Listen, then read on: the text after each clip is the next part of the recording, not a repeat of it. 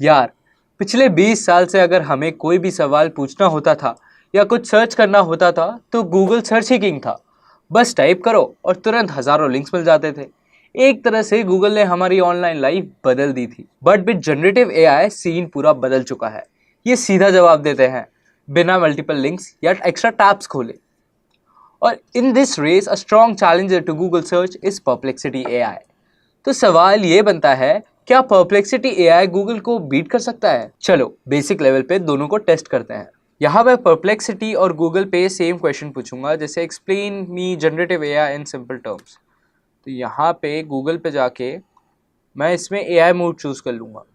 तो यहाँ दोनों जगह मुझे आंसर्स मिल चुके हैं। Coming to basic search features with Google AI mode, Google and Perplexity दोनों ही सीधे आंसर्स देते हैं विथ प्रॉपर एक्सप्लेनेशन सोर्सेज। मतलब अब मल्टीपल टैब्स गूगल में भी खोलने की जरूरत नहीं पड़ती। लेकिन एक इंटरेस्टिंग बात यह है कि परप्लेक्सिटी में आप खुद चूज कर सकते हो कि कौन से सोर्सेज चाहिए, जैसे साइंटिफिक पेपर्स या न्यूज़।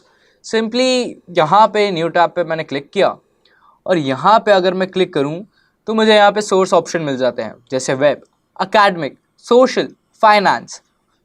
ये एक चीज़ है जो अभी गूगल में मिसिंग है। और अगर गूगल पे हमें अकेडमिक पेपर्स चाहिए होते हैं तो हमें मैनुअली गूगल स्कॉलर पे शिफ्ट करना पड़ता है। बट यहाँ ऐसा सीन नहीं है बॉस। यहाँ पे डायरेक्टली आप चेंज कर सकते हो कि कौन से सोर्सेज आपको चाहिए। Now let's talk about report generation and analysis. यहाँ पे मैं परप्लेक्सिटी और गूगल दोनों को ये प्रॉम्प्ट दूंगा, generate a financial report for this quarter for Reliance share. अब ये प्रॉम्प्ट मैं परप्लेक्सिटी में डालूंगा और सेम प्रॉम्प्ट मैं गूगल पे डाल दूंगा। गूगल पे पहले तो लिंक्स मिलते थे, बट अब एक नया एआई मोड आ गया है जो बेटर परफॉर्म करता है, जहां पे हमें मल्टीपल टैब्स खोलने नहीं पड़ते। अगर नोटिस करोगे तो परप्लेक्सिटी और गूगल एआई मोड का आंसर सिमिलर है। मतलब इस टास्क में परप्लेक्सिटी और गूगल दोनों टक्कर दे रहे हैं एक दूसरे को। बट तब भी आप सोच रहे होगे कि इसके बाद भी मैं परप्लेक्सिटी को क्यों प्रेफर करता हूं। एक क्रेजी चीज जो गूगल के पास ही नहीं है, परप्लेक्सिटी अब सिर्फ सर्च नहीं बल्कि एक क्रिएटिव और रिसर्च प्लेटफॉर्म बन चुका है। आप इमेजेस वीडियोस भी जनरेट करा सकते हो। गूगल में अभी तक ये फीचर नहीं है। चलो इसे परप्लेक्सिटी पर ट्राई करते हैं। मैं यहाँ लिखता हूँ Google versus perplexity, create an image for this.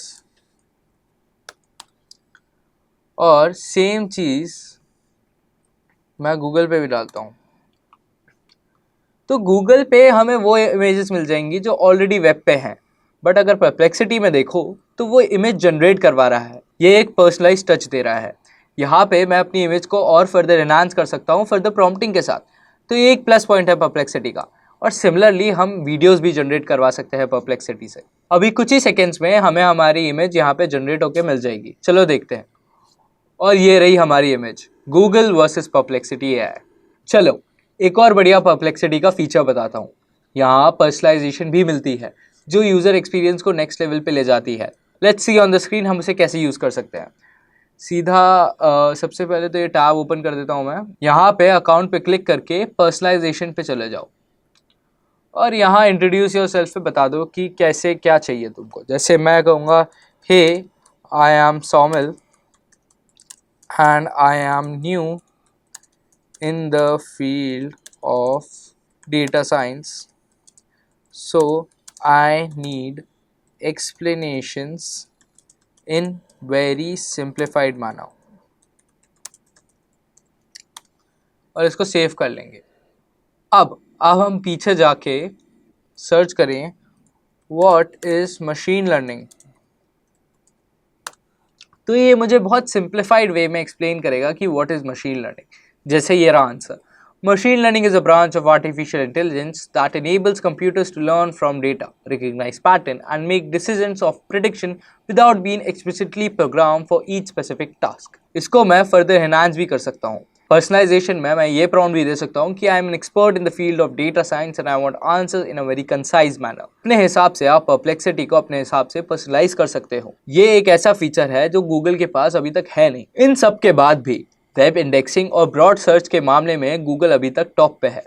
लेकिन अगर आपको क्लियर, डायरेक्ट और ट्रस्टेड आंसर चाहिए तो परप्लेक्सिटी का यूज बहुत पॉपुलर हो रहा है। 20 साल पहले गूगल ने लाइब्रेरी का काम संभाला था। अगले 20 साल में शायद परप्लेक्सिटी वही करे। आपका क्या ओपिनियन है? क्या परप्लेक्सिटी गूगल को हरा सकता है या गूगल अभी भी अनबीटेबल है? कमेंट में बताना। और हाँ, लाइक, शेयर और सब्सक्राइब करना नहीं भूलना ऐसे ही एआई के डीप डाइव्स के लिए। और मेरी बात मानो, वॉर अभी बस शुरू ही हुई है।